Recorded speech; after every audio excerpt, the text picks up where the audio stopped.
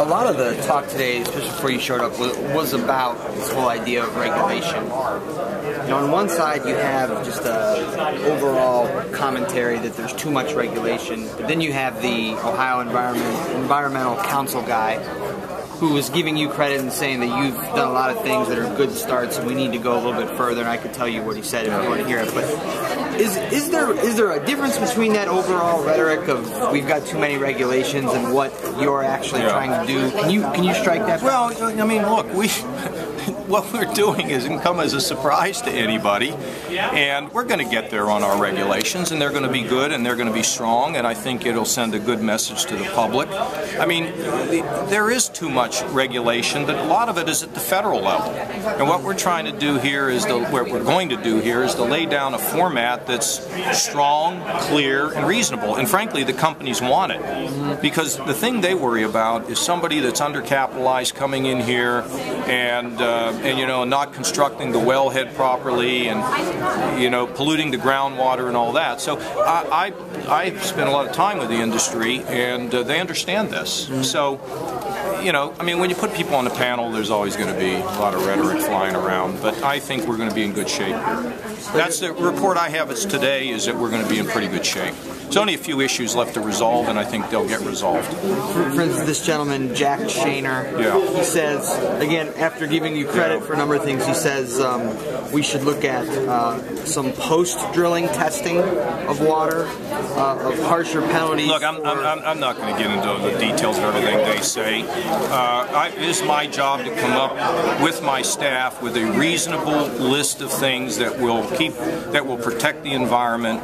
And, you know, everybody has a wish list. Let's do what we think is practical, not just practical, but what is correct. So, you know, we rely on very good people that have experience, scientific knowledge. We appreciate the kind words out of Jack, but we think we're moving in the right direction on all this. Governor, is there any sign that legislators are coming around to your tax shift idea?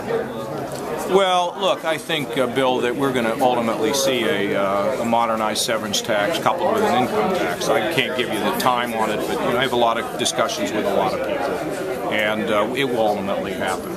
Is there something you're telling them? I mean, other than I just don't really have any more. No, I don't have to do that anymore. They understand how strongly I feel, and look, we've had the Columbus Chamber, Columbus 2020, the Cincinnati Chamber. These are not some kind of left-wing groups. These are all conservative business groups that understand the importance of keeping some of that capital, that profit in the state. How quickly does that need to happen? I mean, this industry is moving quickly. It's not moving quickly enough for me, so we have time. Governor, I guess it just came out that you're going to speak at the CPAC convention. And I didn't know that. Well, I guess my question would be this, and your schedulers haven't gotten to you. Conservatism, like liberalism, can either be a really good word or a really bad word in politics. Yeah. To what role do you think being a conservative will help or hurt Romney come this fall? Just the whole idea of, well... I don't think... Look, I used to run around saying Howard Metzenbaum was a liberal, and I told him, I said, the only way you're going to beat Howard Metzenbaum is when he gets too old to run for office anymore. Nobody cares about labels. They care about what you say. So, you know, the issue here in Ohio is going to be a debate about jobs. And, you know, the other thing that I can do in my job is to have an impact, I hope, on the general direction of conservatism. I mean, I remember when we wanted to close loopholes in Washington and people were outraged. Now it's become more fashionable. The fact that I'm concerned about climate change is, you know, I'm not over the moon about this, but I'm concerned about it, and people have buzzed about it. So it's okay to deal with these environmental concerns and be a conservative. You know, look, you know, we're doing programs that take care of the very poor, right? There's a philosophy out there. Well, if you're conservative, you don't care about the poor. Baloney. That's the greatest lie in politics today. But there are ways in which I can help influence some of that debate. But I know that I'm going to that. I mean, somebody might have brought it up to me, but I just don't know much about it. Should state government tell Ohioans if you text while you drive, you can get a ticket?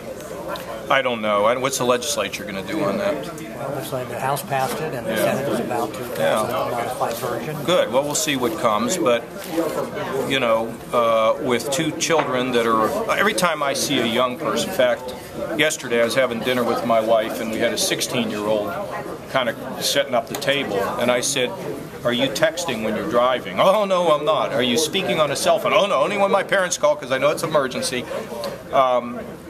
At the state fair, remember at the state fair they had a booth where you would text and try to drive the car and you just kept crashing. So it's a real problem. And I know the feds are looking at it, and I'll be anxious to see what passes out of the Senate. I'm also anxious to see if we get a bill giving students, trustees, a chance to vote. If the boards vote, it's a Stinziano and a Duffy bill. That'll be a fun one to sign. So we'll see. Okay? Thanks. Thank you. Governor.